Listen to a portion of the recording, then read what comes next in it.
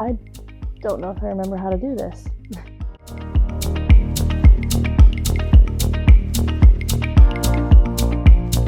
It has been a long time since I've even tried to film anything. In fact, there was a moment where I was gonna give up on this channel altogether, but I eventually realized that I was missing deadlines and ideas were falling through completely because I wasn't really planning anything. So this time around, I have a little bit of a plan. But I wanted to start this video with kind of an update on how things have been since I last uploaded anything. Last we really talked was when I shared the story of my breakup, which has been a while ago now. I think that happened in the middle of 2025, and here we are on the first day of 2026. So yeah, quite a bit of time has passed, and not much has happened since then. Responsibilities have increased at work, and up until recently, I think I was pretty lost in that, among some other distractions of different kinds that I won't get into right now. But recently, thankfully, things have started to clear up, and I feel like I'm in a spot where I can really focus on my walk. Ever since I uploaded that video, I've hit some ups and downs with the amount of effort that I've been putting into my relationship with God, which is not good. I mean, it happens, but it's not what I wanted to happen. But here recently, I've been taking that independent Bible study time more seriously, putting more effort into trying to understand what I'm reading and learn and grow from that. And I feel like as I've slowly kind of followed this path, I've been getting some more really good ideas for this channel and what I want to do with it, really. And I've also been asked to lead a Bible study that I've been going to. It's a Bible study for women around my age, and we try to meet every other Wednesday. But yeah, they asked me to take it over. I'm excited for it, but I'm also pretty uncertain about it because I haven't been an active Christian for very long. At least it doesn't feel like it. But yeah, I'm gonna try it out and see what happens. If those of you watching this could send prayers over that my way, that would be great. But yeah, that's another thing that's happened that I'm really excited about. I have to plan our first meeting of the year, which will be the first one that I lead here very soon. I need to get on that. So yeah, anyway, I think I said this earlier, but today is January 1st of 2026. So now seems like an appropriate time for me to tell you about some goals that I have for 2026. What I really want for this year is God's will. I think I've wasted a lot of time planning things and preparing for things and trying to make sure everything is perfect. And because I put so much effort into planning things like this, especially when a new year comes around, that when it doesn't go perfectly, I give up and the whole thing kind of blows up in my face. And I don't want that this year. I don't want to feel the way that I feel every time I try something and it doesn't work out. I want this year to be different because I want this year to be about aligning my heart with God's. My only goal is to grow closer to God in 2026. I feel like I got a good start with that last year, but this year I really want to focus on it all year long. I want to be better about putting God first in my life. So that's my goal, my real goal for the year. And then I have some reading plans that I hope to accomplish this year as well. Starting with a Bible reading plan. This is my bullet journal.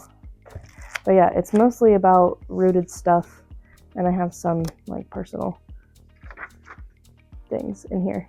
But the first page is about my Bible reading plan for the year. It's the entire New Testament plus Proverbs, which is my goal to really study this year. I've never read through the entire Bible ever. I've never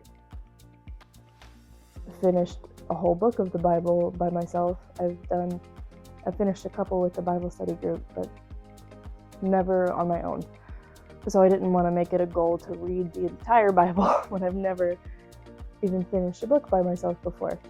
It's inspired by a list that my dad gave me when I first mentioned reading the Bible more seriously. There's all that. On top of that, all of last year I was pretty good about reading from a devotional every morning, and I want to continue that this year. I also want to try to read a devotion before bed. So I have a ton of devotionals that I want to read through this year. So I've got three 100-day devotionals and 165 for a total of 365. And if I never miss a day, I'll get through all four. But yeah, these are on my list for today. I'm gonna start here, and then I don't know which one I'll pick up after that. I'm really excited for this one, actually, because I subscribe to her on YouTube. This is Ashley Hetherington. If anybody's ever heard of her, she's great. If you haven't, go check her out, because she's awesome. Especially if you are a new Christian woman, or a Christian woman who has been lukewarm for some time. She's very encouraging, and she has really good advice, and she has an amazing relationship with Jesus, and it's just very inspiring. So I'm excited to pick this up. But yeah, starting here with the 65-day one. So yeah, super exciting. Again, if I don't miss a day, then I'll get through all four of these. And if not, no pressure. I'm trying to not put a ton of pressure on myself with all this. Also, just for funsies, I have a 365 Days of Prayer book that I've looked at today. But yeah, so just for funsies. I know that sounds like a lot, but to me, it makes sense. And I am happy with myself this year because I don't feel a ton of pressure to get it all done. Like, I don't feel a ton of pressure to check off every single book on that Bible reading list that I made. I don't feel a ton of pressure to finish every single one of those books, because I know stuff's gonna happen, and I know things are not gonna necessarily go the way I want them to, but I also know this time around that God has a plan, and even if it's not what I think it should be, He knows things that I don't. So we're hanging on to that this year. And then last thing, and then I'll try to stop rambling for a little bit, is I want to show you my truth board. If you've seen any videos of mine on Instagram or on Facebook, then you remember the truth board. It has changed a lot. Let me just take you over there and show you. Ta-da! So, as you can see, there is an envelope on the truth board for every month of the year. And what I hope to do with it is write myself a little letter in each one to my future self. And then as the month goes by, like, I can put, like, say, as January goes by, I can put some answered prayers, written on a little index card in there, or some lessons learned, or like stuff like that. I can put that in here every month and then have it to reflect on later on. And then I'm sitting up on the back of my couch right now. Okay. And then at the bottom, we have prayer requests in the middle, which is where I want to put any of the prayer requests that we talk about at my Bible study group. I'll put those in here. Any prayer requests that I might see in the comments of my videos can go in here. Basically anything, anytime I hear or think of somebody that isn't me that I want to pray for, that prayer will go in here. Because I mean, I have my own prayer board for myself over by my bed, but that's kind of a private thing, so we're not gonna go over there right now. I might have a change of heart, we'll see. But yeah, so all that'll go in there. And then on the sides, I have promises and affirmations. Both of these are like kind of for when those kind of bad days or harder moments of the year come. I want to write down some promises from God in the Bible in here and put them in here, or some biblical affirmations and put those in there, just to kind of lean on when I need them. So yeah, that's the truth board. I wanted to do something like this instead of a vision board because I was worried that if I did a vision board, I would look at it and then when things don't go the way that I plan for them to on a vision board, or I don't get everything done that's on there, then I would, feel bad and fall into another slump, which is what I'm trying to get out of. So we didn't want that. Instead, we went with this. So yeah, I'm excited for this. This is gonna be fun. I'm actually gonna I haven't written anything for January yet, so I'm gonna go do that pretty soon. And then after I get that done, I want to tell you guys a little bit more about what this video is really about. Okay, so since I mentioned ideas that I have for the channel, let me just talk about what this video is mainly about really quick. Like I said earlier, in 2026, I have decided to take my walk with God more seriously than I ever had before. I'm single.